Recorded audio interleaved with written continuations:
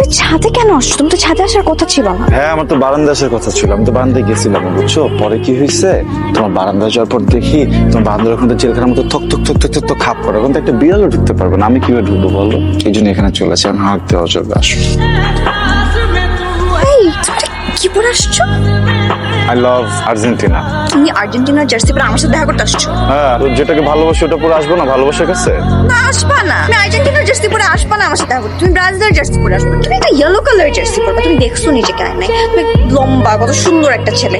তুমি এমন কিছু করবে যেটাতে তোমাকে আরো সুন্দর লাগে। মানে ইয়েলো কালারটা পরলে না অনেক ব্রাইট লাগে। আর তুমি সব কি জাতা পরে আসছো? গেলো পড়লে আমাকে ব্রাইট লাগবে না বুঝছো, মানুষজন ভাববে সরিষা ক্ষেত থেকে একটা খ্যাত বের হয়ে আসে। তুই যদি টিম চেঞ্জ না করছিস না, মানে ব্রাজিল যদি তুই সাপোর্ট না করছিস, তাহলে তোর সাথে আমি রিলেশন রাখবো। বুঝছো না, তোমার আমার সাথে রিলেশন রাখার দরকার নাই তো, আমিও তোমার সাথে সম্পর্ক রাখবো না। যতদিন পর্যন্ত খেলা চলবে ততদিন তোমার আর আমার কোনো সম্পর্ক নাই। খেলা শেষ হয়ে যাবে, তারপর আবার সম্পর্ক। এর আগে আমার ফোন দিবা না। আমি তোমারও ভালোবাসি, আমি আমার টিমকেও ভালোবাসি, এখানে কোনো বেইমানি চলবে না।